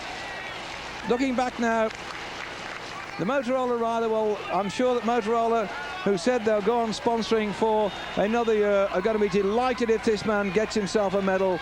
If he gets caught, by the way, there's such a cracking lot of riders behind him, it might be out even of gold, silver or bronze, but they seem here now to have gone and given up the chase. Nobody wants to go. This is absolutely amazing. Coming round that point there through the feeding station, there's only 1.5 kilometres to go ahead of these riders when they come to that feeding station. Pondres has moved his way up in this group. Jan Rees at the back here, tried for 1.5 laps to go away, stayed away, got caught, lost some of the zip in his legs. On this skating rink of a course, been riding now for something like 6 hours and 15 minutes, and still Armstrong, the American here then. What a tremendous character. Won the Union Grand Prix last year, the Thrift Drug Classic, the Tour of Galicia, took us win in the Tritico Premondial as well, second in the Championship of Zurich, second and won the stage the Tour de l'Avenir. And this man here now looks like he's rolling into one of his greatest rides. And watch it then, Lance, whatever you do on that turn coming in, keep yourself upright. The finish is in sight. This American is going to do something that has only been done by the great Greg LeMond way back in 1983. Greg became champion of the world, and now again in 1989 Greg won the championship, but we're going to get another American. He's looking back now, he's so elated. What a classic ride. Oh, come on, look at this. This is, they say he's a bit of a show-off and a big head. Well, who can say that he hasn't earned it? He hasn't earned it. Yes, he has. He has earned the gold medal the hard way. He's been riding them for the best in the world. Not more than perhaps 50 will finish this race, but nearly 200 started off. He cannot believe it. Champion of the world in his first full year as a professional. He turned pro only this time last year, and in somewhat 14 months, he has now made a name for himself by taking the gold medal. Lance Armstrong of America, the Texan, is champion of the world. Mazzeo fighting for second place, alongside him Chamil as well, but Chamil going past him. In fact, it is Indurain then going for the silver medal. Indurain for silver, and on the long side him, it's still punchy on the line, but no, it looked to me as if Indurain got the silver just ahead of Ludwig, and disappointment written all over the face. Look at the Stetson. I told you the Americans will be here in full flight, and if he goes up on the rostrum with a Stetson with Motorola stamped all over it, wouldn't be the least bit surprised. This is it. This is going to be absolutely great.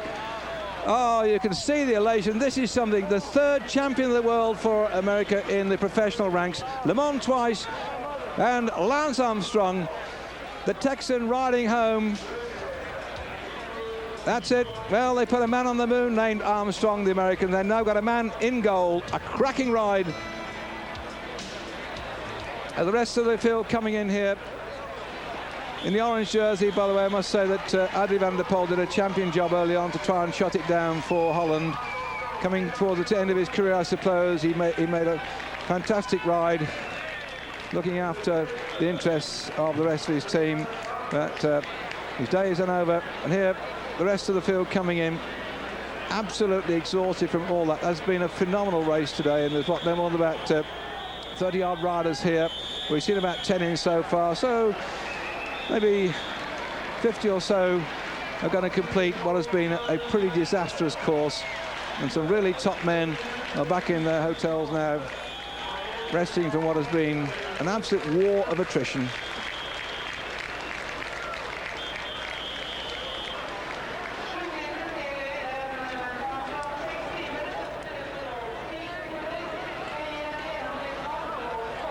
Top view of the sprint then for second place. Indurain getting through on the inside. And I think he's going to claim the silver here. Looks like it. Meantime, Mazzeo is beginning to die and get out the saddle. Indurain accelerating, and watch Ludwig just coming into picture on the right-hand side. Looks as if he's going to get past Museo as well to take the bronze. Watch this one. Indurain's certainly in for the silver. This is the sprint for the bronze medal, and it goes to Olaf Ludwig on my count. This is Museo. The Belgians had picked him as being their team leader for the gold medal. He here was trying to sprint for the silver. Looks back, sees, look at the face of Ludwig in the centre. That is Indurain taking it there, but Ludwig comes up at the 11th hour and throws his bike at the line and just gets the bronze medal. So Museo will take a disappointing 4th place. Well, America, they say American in Paris. They've got an American in Oslo, and he's elated with this one.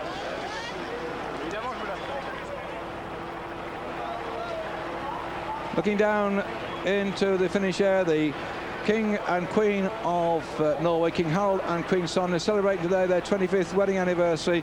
Little did they think, I expect, that they would be seeing an American come across the finishing line right underneath their nose. They've been out on that balcony watching the racing with various other royal personages from across Europe, and it's a great shame that the weather turned so bad after the wonderful conditions we had yesterday and the day before. Well, Armstrong hobbies, by the way, include water skiing and music, so I suppose they'll probably give him a set of Grieg records to take away. And the water skiing, well, he did that today, I can tell you.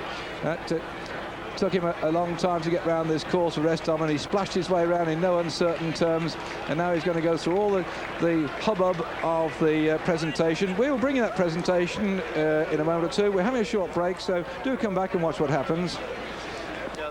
The town of Oslo shrouded in the clouds that have bedeviled the race all day. The rain has been pouring down, making it very much a war of attrition, and some very sore bodies back in the hotel bedrooms. But congratulations go out to every one of the pro riders who took part in the race today. And we shouldn't forget, really, Dag Otto Lauritz's sterling performance, the Norwegian, who tried so manfully to get into a winning position, and he came in with that group that chased down the gold medal winner, Lance Armstrong. So I'm sure that when it's all the dust is settled, or should I say the mud's being washed away, we'll remember many things, but including, as far as I'm concerned, Dag's great fine ride, the one by Bjorn Riis as well, the Danish rider, to try and give Scandinavian medal.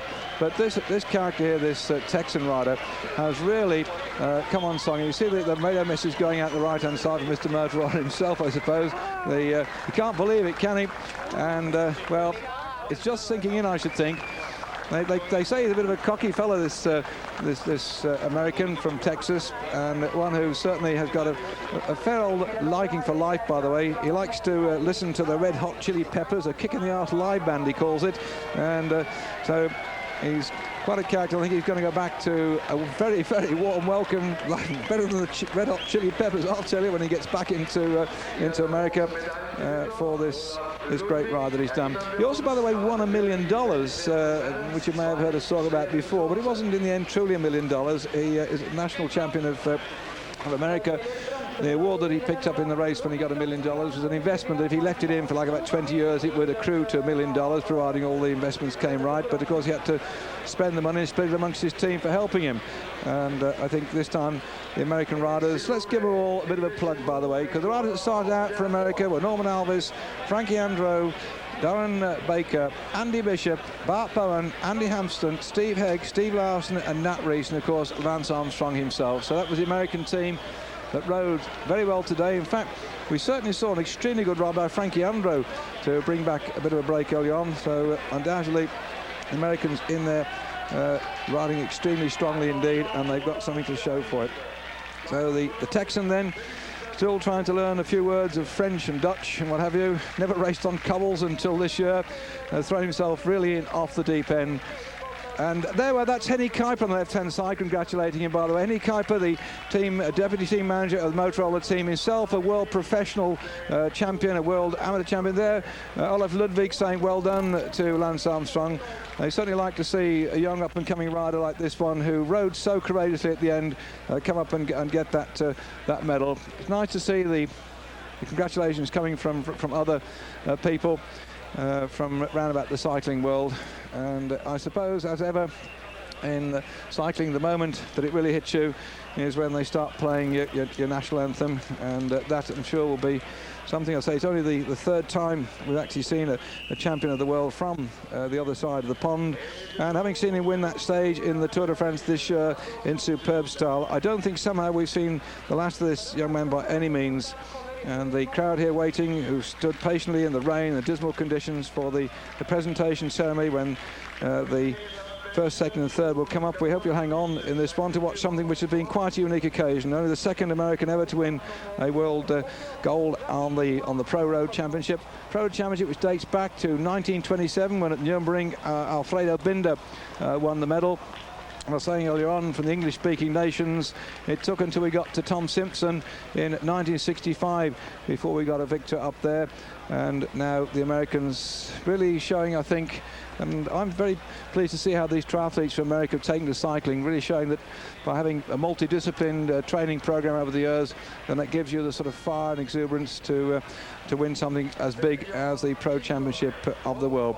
Just then confirming the other championships, you've just switched on and haven't heard the results. The Women's Championship won by Leontien van Moorsel of Holland yesterday, and Jenny Longo beaten in the sprint into second place. She's now going to ride the mountain bike time trial of the world, the cross-country section, and we look forward to seeing her in that. We're actually on Eurosport going to bring you the mountain bike championship of the world. We're going to do the downhill thing on the actual Sunday when it's taking place, and then the following week we'll bring you a version of the cross-country, and it'll be interesting to see if Jenny Longo gets a medal in that Dictator too. But she was second. The Americans had something to celebrate about yesterday because Chalamet from America got the gold medal, got the bronze medal position. We're looking at the second and third sprints here. So yesterday, first for Holland, Van Moorsel, second for France was Longo, third was Chalamet for America. In the men's race, Jan Ehrlich was first, the German rider, only 19 years of age, a lot of young talent coming through. Ozers from Latvia in second place, and Tezar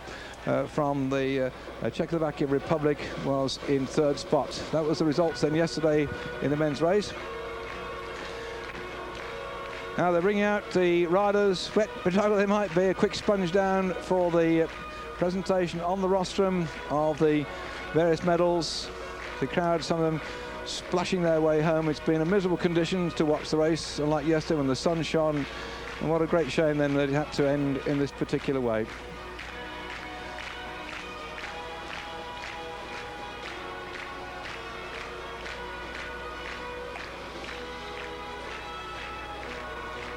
And all these red and white awnings you see here over the grandstands going to be taken down, the city being turned back to normal for tomorrow.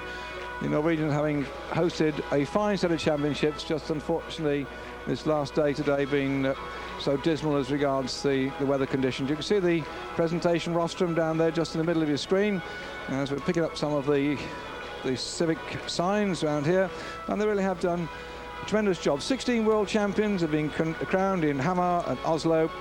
And of course, in 1952, the Winter Olympics were held in Oslo, and about 120,000 people came here to see the ski jumping. We had a shot of that earlier on in our programme at Holmenkollen. And of course, this year, the Winter Olympics are being held further up country at Lillehammer. We'll be bringing you that as well on Eurosport in February this year. So there's a lot of activity in Norway, a country of some 4 million people, great sportsmen, and we've got the Winter Olympics yet to come. Disappointment etched all over the face here on the right-hand side of Indurain, looking to repeat that triple that had been done by Merckx and Roche by winning the Tour of Italy, the Tour of France and the World Championship 1 year. It was not to be. He had to sprint for second place ahead of that punchy American then, being congratulated by the people. And just behind here, Olaf Ludwig, who must be feeling a bit sore. He bounced down in a very, very hard way on that nasty bend that we've seen so many crashes today.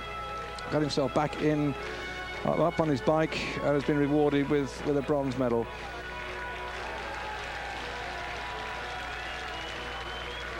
I think he'd be disappointed. It'd be nice to have got a pro medal to add to the Olympic gold medal he got in Seoul, but that was not to be.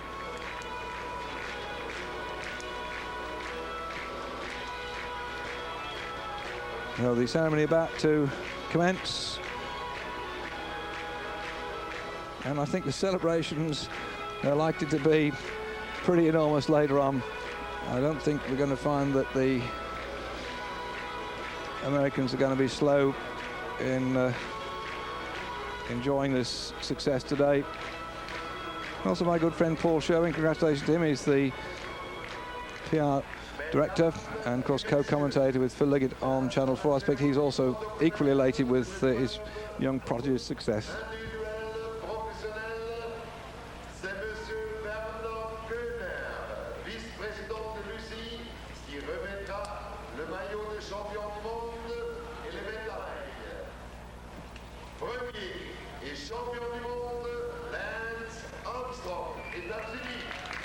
Well, letting the public address perhaps in the background take over, adding the atmosphere here for you, listening to the programme on Eurosport. Doesn't know quite what to do, I suppose. He's certainly got medals as a triathlete, but at world level. But here we are, and champion level in America, and now he's got this rainbow jersey. And I simply go out to Gianni Bugno, who was in the act right until the 13th lap, and then he climbed off and decided he had enough. So the reigning world champion, 2 laps to go, climbed off his bike after being champion of the world twice. Disappointing year then for Gianni Bugno. Disappointment for the Italians, who were looking to get one of their riders up on the rostrum. They didn't do it. Instead, the champion of the world is Lance Armstrong for America.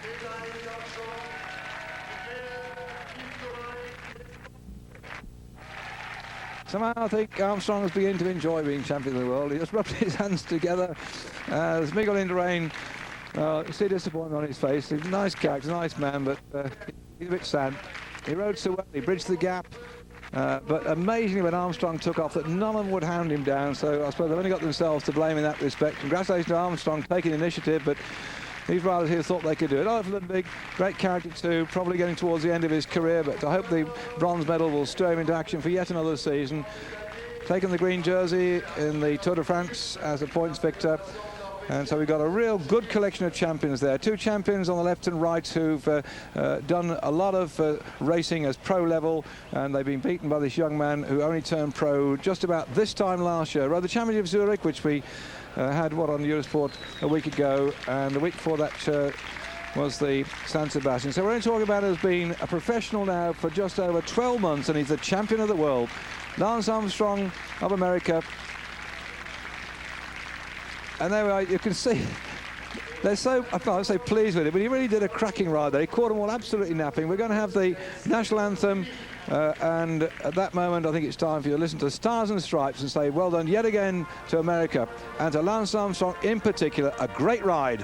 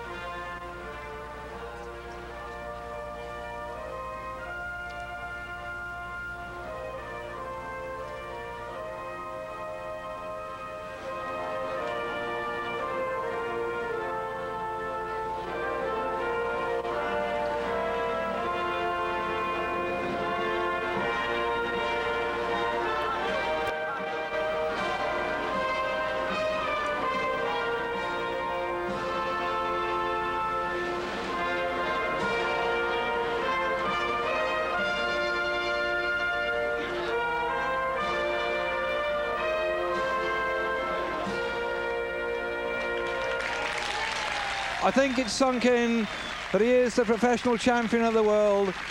The Stars and Stripes, and the Americans have a new president in Bill Clinton. They've got a new professional champion of the world in Lance Armstrong, and somehow I think he might well find his way to the White House to a bit of a celebration. And we say to Lance Armstrong, congratulations on your championship. We look forward to seeing you next year. This is him riding in towards the finish, looking back at the crowd of riders behind him. that had attempted to pull him back but had failed, and so the moment of glory then for the Texan. He knew he was number one. He'd chosen the time to go away remarkably on that descent. So we're going now to look at some of the amateur racing from yesterday, and it's time to say bye-bye from the World Championships in Oslo for the pros.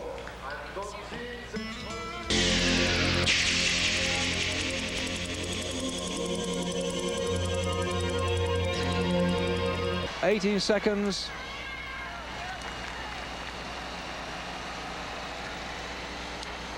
No, it's not hard. It can't be. That's a New Zealand rider. I'm sure I've got it right. I'm sure 137 is Piskis, because it's not the New Zealand rider. I corrected myself reading the caption then, but I'm sure it's 137 in that breakaway group at the moment, and that will be Piskis.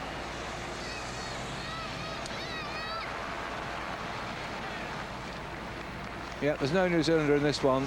There we are. The 137 is on the front. That's not the New Zealand at all. Latvian rider at the back, 135. That's Ozers.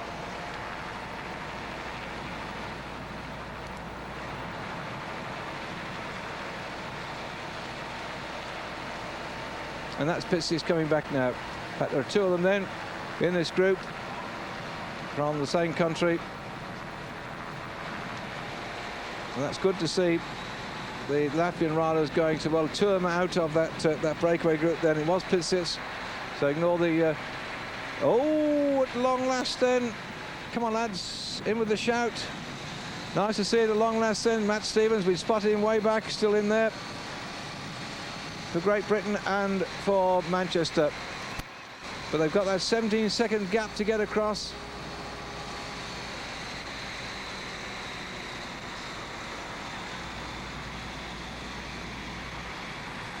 That's a leading group.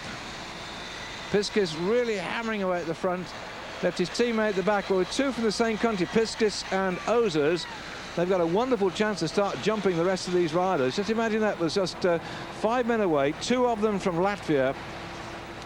Kaspars Ozers and Arvis Piziks. Get it right. P-I-S-I-K-S, Piziks.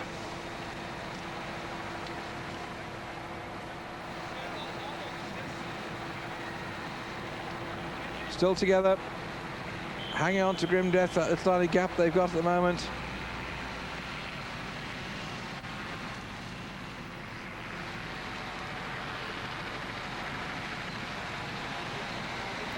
Waiting for the bunch to swing into sight. We'll get a time check at the bottom of the gap here. This is the final lap of the race.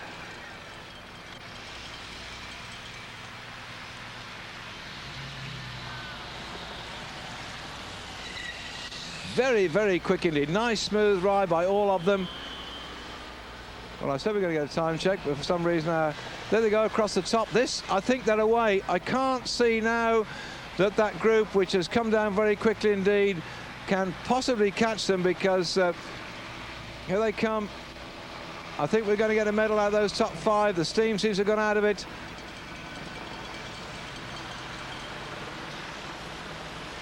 And the gap, according to my quick unofficial time check, is around about 25 seconds, and that is surely going to be enough to decide the medal from this group of riders. Let's run down on them. The German rider, number 6, just swinging off the front, is Ulrich. Jan Ulrich for Germany. At the back here, not doing any work, sensible riding here by 135 is Ozers. That's Kaspars Ozers from Latvia. He's got a teammate up in front, so why the hell should he work at all?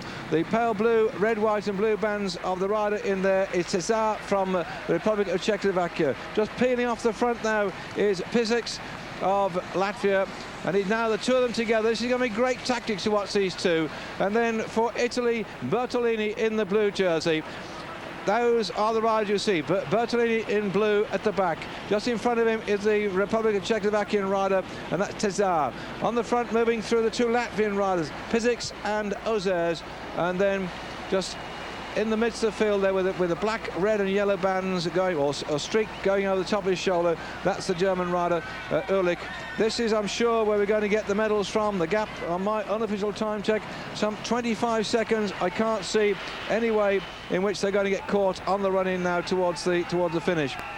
So the Crowd waiting at the end of this race to see will they be treated to a straight-out sprint finish, or we're going to see these riders then on the way in begin to break up. The speed is fairly high indeed. Jan Ullrich comes from Hamburg for the German team. He won the Tour of Bohemia this year. And the rest of the field coming up from behind. Axel Merckx is there. This is the group, and they've got to do something about this one. They seem to have lost the steam at the moment. These are our leaders.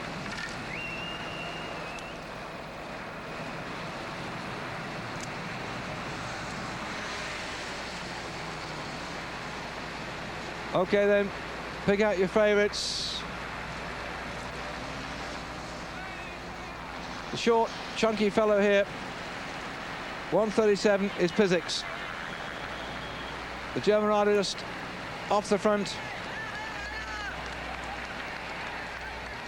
is Jan Ullrich. Moving through, number 56 is Cesar. Here at the back, in the blue, is Bertolini. And the taller of the two riders from Latvia just drifting off the back again.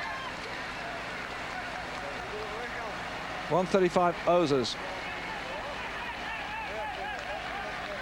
That's 135 Ozers, the taller of those two. Pizix, the shorter of the two of them. In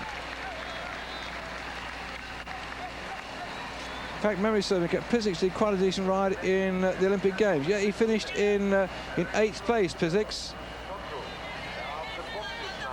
So, and Ozels also, by the way, who's in this little group, just checking what they were doing. In fact, it's Ozers, not Ozols, but Ozols finished in 3rd place. This is Ozers we've got here now. Ozers, Kasper's Ozers, and there they are.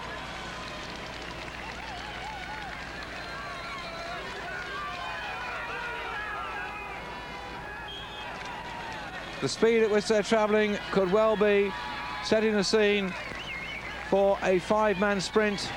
There we are, 1 kilometre to go, and still the 5 are together. The riders from Latvia surely have got to work the old 1-2 and switch from one side of the track to the other, leading out, then jumping across from one way to the other so that one gets a toe into the finish, but they're actually riding at the moment independently.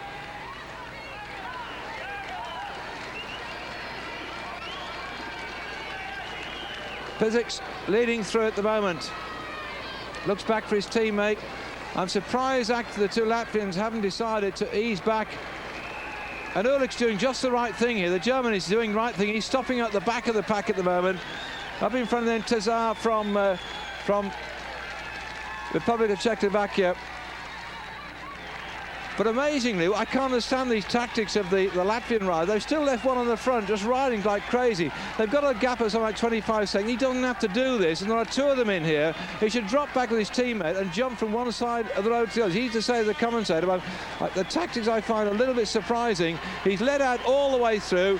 His teammate then is going to get a bit boxed here as Cesar starts to wind up, but Ullrich, who's been in the back getting a wonderful toe, starts to rocket towards the line. Ullrich on this side looks like he's going to get it. Ullrich for Germany takes it on the line, just ahead then of the Latvian rider and the one from Republic of Czechoslovakia in 2nd place. So Ozers in 2nd, I believe, but certainly Ullrich did just the right thing. Ullrich was just sitting there all the way through. He got towed round those last few 100 metres. He didn't do any work at the front. He unleashed a tremendous sprint, so that's a gold medal to Germany, and I hope my friend Peter Voigt might in fact entertain me to a Coca-Cola, or in fact a tin of Tuborg later on when we finish. Here we go then, as the Polish rider thundering on in here, just now Pride, I suppose, as far as they're concerned, 37 seconds back, and Poland coming in to take 6th place.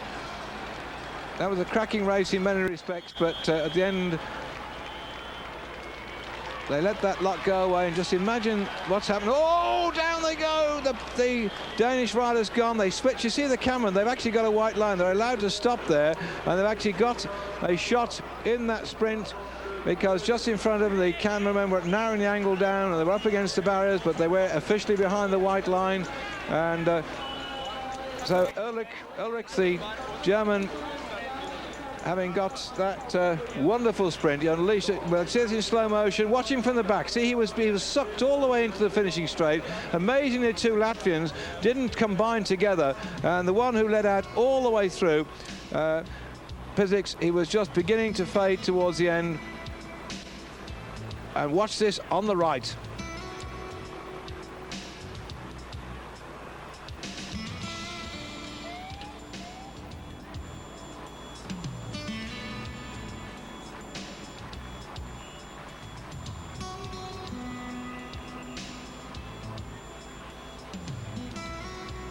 That's Oleg going for the gold medal. Battle then was on for silver and bronze between Cesar and on the inside, Ozers. Ulrich had got it stitched up and he tried to come through. Hey, the hand is out there, and I'm not quite sure whether he just touched him sideways and came inside, but I don't know whether Ozers, I don't think he in fact pulled back Cesar at all, but as Ulrich hit the line, we get it here. The silver medal going to the Latvian rider on the far side, having just touched the hip of Cesar to say get out the way, and I think that that will stand, but we'll have to wait and see that the judges agree with that, because you're not supposed to stick your hand right inside the hip of somebody else. That's a well-known trick. You just put your hand in the cup between the thigh and just in front of the hip and pull yourself through, but I don't think he actually aided that at all. And the usual press scrum now for Ulrich. It must be even more menacing than this sprint here. Here we see him on the left. Look, on the right-hand side, a handoff then from Ozers to Cesar. I'm not sure that he'll lose out by that. He wanted to come across. He had to get out the way of the photographers. Blast. He hits his handlebars. He's only got second place. Well, only. And Cesar was not happy either. Lots more riders coming in. Just give you some idea of the last lap or lap and a half, how this field, which at one time been so compact, had suddenly been blasted apart by the riding. There's Mark Mackay from Great Britain in the midst, right in the midst of your pictures here, coming through. Simon Hemsel's also in there by the looks of it. But they're only just riding in to have their names put on the list of finishers. No medals.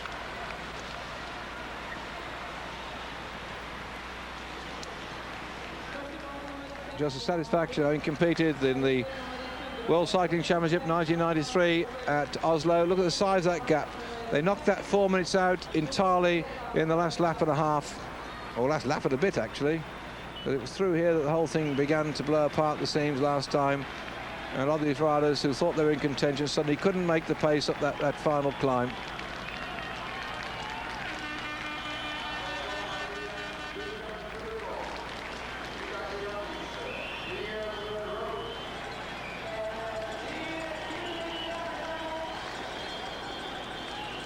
Well, they're determined to settle a few scores amongst each other. Oh! Fighting for about 50th place, and I mean fighting for it too. The fists were flying then. I'm not quite sure what the sense in that was, except that perhaps to settle a few scores. But nevertheless, the fists were flying then in that sprint for what I might call the lowly places. But nevertheless, they've all survived the course. This 184 kilometres, quite a warm day, quite a tough one. That long drag up from Oslo towards the top of the climb in the parklands, and they'll certainly know tomorrow they've been in the bike race. Disappointment etched on the face of many of them who came into this hopeful to be in with a shout for medal, but have to wait another 12 months and retain their enthusiasm. And of course, they're formed to be selected yet again to represent their country in the World Championships.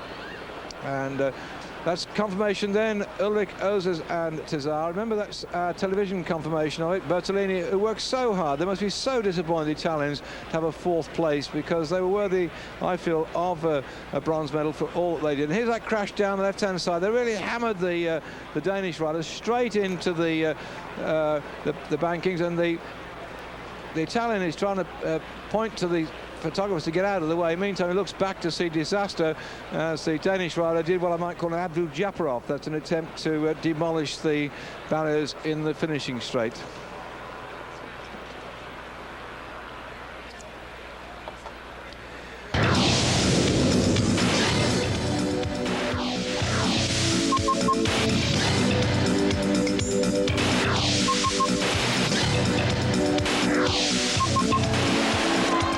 World Cycling Championships were brought to you by Tuborg and Isostar.